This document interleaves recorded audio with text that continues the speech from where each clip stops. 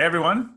Next up, I'm really excited to be joined by Dandapani, who is featured in the story Energy Vampires on page 115. Have it right here, although you probably can't see it. Of Friday Forward. Dandapani is a Hindu priest and entrepreneur who also studied as a monk for 10 years.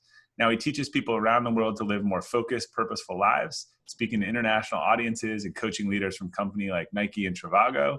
He also delivered a TEDx talk called Unwavering Focus, which has millions of views. Welcome, Dandapani. Thank you, Bob. How are you doing? I'm good. Congratulations on the book. Thank you. It's been a little bit of a whirlwind, but I'm excited to share these stories, and particularly this one, which you really helped me with. So let's start at the top for people who this concept is new. So what is an energy vampire, and how does it or they impact us? Yeah, so an energy vampire would be, you could define as someone who, after you spend a little bit of time with them and you walk away, you feel drained, right? And Yeah. but and it really depends on how much you encounter, right? If you go to the store and you're buying a cup of coffee and the person selling you a coffee is a jerk, yeah, and maybe it's a one-time experience, but if it's your neighbor, if it's someone at work that you see every single day, then the impact could be greater on you, right? So it really comes down to the frequency of the interaction with that person. And just sort of elaborating on that, what I've heard you talk about, what is the difference between someone who is temporarily an energy vampire and more of a permanent energy vampire? Yeah, temporary, what you would say is, I'm having a cranky day. All right. And you call me up, I'm chatting with you, and you go like, damn, this guy's cranky today. And you hang up and you don't feel good about it. But that's not who I am. And, on a regular day, I'm okay. So that would be someone who's temporary. And temporary could also be longer, right? So, Joe's dad could be dying of cancer. And for about a year or 2 years, he's pretty down, but he's a close friend. And every time you meet him, he's heavy, a lot of emotions. What do? You support him, right? That's what friends do. But someone who's permanently an energy vampire, someone who's just been a real pain in the butt for the last 10, 20, 30 years. It's not going to change. No, it's not going to change. And they're not also trying to change. They don't really want to change. And that's the other thing. And I think a lot of people think that everybody's wanting to grow and change and be better. It's not the case. Some people are happy just being unhappy, miserable people. So once people have identified these energy vampires in their life, and this was an area you really helped me with 5 years ago, in terms of detaching from them, I think there is this misperception that you need to have these kind of big breakup, blow up kind of interventions. But I know you shared some of the tactics that you use and sort of how you look at that a different way in terms of how to begin to sort of steer clear. So can you talk about some of the things? I remember you even said, like, asking people how they are when you knew how they were going to respond, and sort of how you just start that process. Yeah, I would say, you definitely don't want to go the big blowout route unless you want to get on a Ricky Lake show or something like that. And smash chairs on the stage. That's not still on TV, is it? I hope not. I'm impressed that you know that. I know. So I think it used to be on TV in Australia when I was growing up. 2-3 decades ago, God knows how long that is. But it was fascinating living outside of America, watching American TV, people going on a show, fighting, throwing all their dirty laundry out in public. And so I was like, wow, that's America, so in terms of, detaching, there's really no one solution. And I think that's the biggest point I do want to make, is that there's no one solution that fits everything, right? This is something, it's really a case-by-case basis. As opposed to me teaching someone how to concentrate, I can tell people like, here, follow these steps. But when it comes to energy vampires, it just really varies because there's just so many factors, right? The person could be a spouse, a child could be an energy vampire. I mean, a toddler, a baby is an energy vampire. It suck the life out of you, but what do? You have a child, and it's a necessary evil, and you love the child, but it's just how it is. So I would say, depending on the case, but the first step really is to begin a process of really intelligently detaching from that person.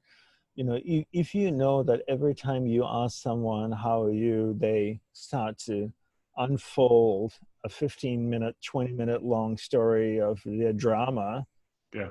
Don't ask, how are you? You're not obliged to ask anybody, how are you? And if someone asks you, how are you? You're not obliged to ask them back, how are you? You can say, I'm fine, thank you. What a beautiful day, and wherever you are.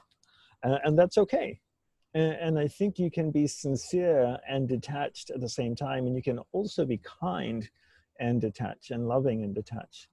And I think as you learn to navigate your conversation, what you say to people, how you say it, and be more thoughtful about what Yeah. your interactions, it makes a huge difference. Another example I give is like at the end of a conversation, people always say like, oh, it was a pleasure meeting you. It was good to see you again, Bob. No, actually it wasn't, let's have lunch. Why? I'll call Right. you. Please don't, and we say things we don't mean. We just say it because that's what we're used to saying. Yeah. And These pleasantries get us into these commitments that we don't want. Right. right, because you say, Yeah. yep, like, hey, let's catch up. You just say it as a default, right? It's Yeah. a habit pattern, and you say, let's catch up. And they go, like, yeah, that would be nice. What are you doing next week? And I'm like, not hanging out with you.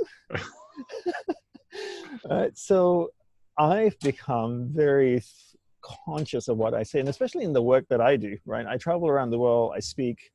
People come up to me before talks, during the break. Yeah. I had somebody follow me into a toilet, a guy, I'm getting into the urinal and he's still chatting with me. And I'm like, dude, can you give me like a minute Yeah. here? And so you just have to come up with, one thing you could do is really ask yourself, who are the people that are taking energy away from you, and what are the scenarios? They tend to be repetitive. Yeah. Because these are the energy vampires are the people that don't actually do anything about their problems, and hence they're an energy vampire. Yeah. Right. So because they don't do anything about their problems, and it's all part of the instinctive mind, and it's also tied deeply with the subconscious, things tend to be quite repetitive. So in the way, the little trigger things that if you ask them a certain thing or you say a certain thing, it'll just open Pandora's box.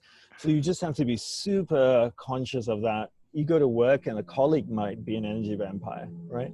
Yeah. So how do you navigate that? You just have to be really, really intelligent about it. Don't, when they're going to get coffee, you don't go get coffee. Right? Starts with awareness, it sounds like.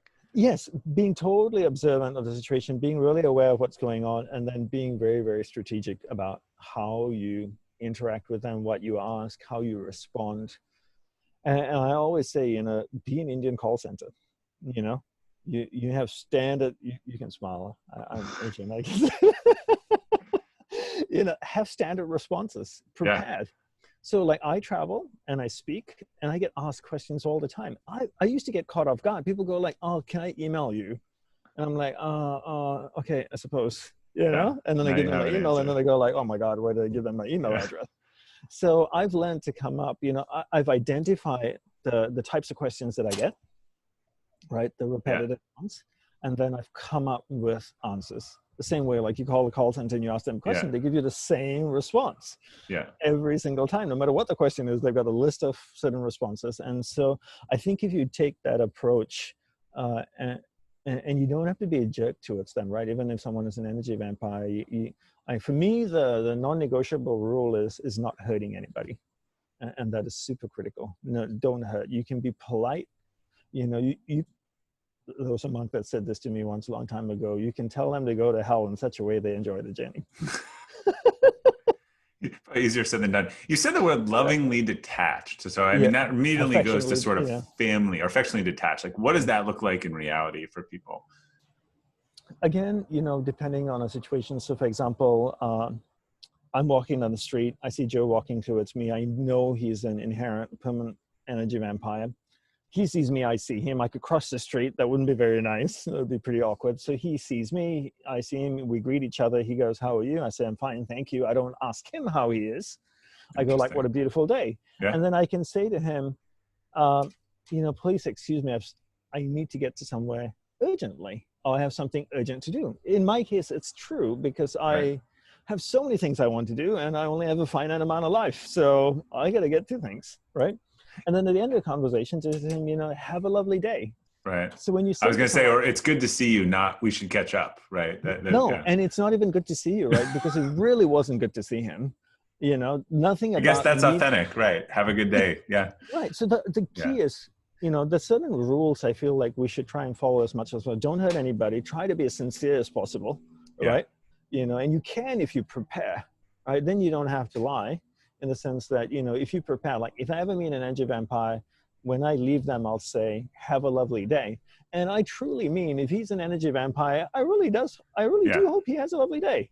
But I don't want to say, it was lovely to see you, let's catch up, It's how's good. your family? I don't want to know. Yeah. All right. That's a good tip. And right. If you, right. You're just being authentic. All right. So last question, Yep. flipping it. How can we identify, and so maybe so we can avoid when we might be becoming an energy vampire to other people? So in the self-awareness spectrum, like what's a Yep. good sign that we may be that person for someone else? People don't want to spend time with you. Yeah. You reach out to me and say like, hey, do you want to grab a cup of coffee? I'm like, I'm slammed the next 2 weeks, but how about like, in a month? Why don't you check your schedule, Bob, and get back to me?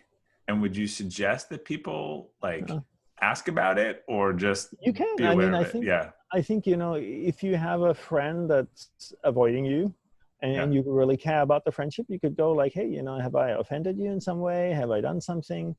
But you're an energy vampire when people don't want to hang out with you and don't Yeah. want to spend time. People are not reaching out to you. But if you find people are calling you, reaching out, texting you, checking in on you, then you're an uplifting person. People want to be around you.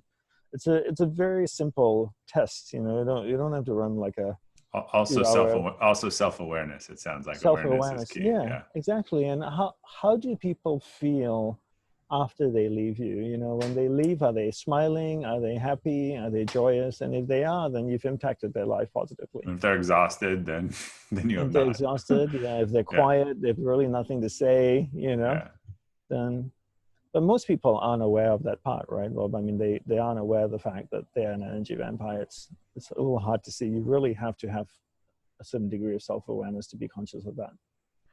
All right. Well, thank you so much, Dandapani. I think we can all learn to be a You're little most more welcome. focused, intentional in our lives and our relationships. And you've definitely shared some great tips. So check out his story, Energy Vampires. And thank you for joining us on the book launch. You're most welcome. All the best with the launch. Thank you.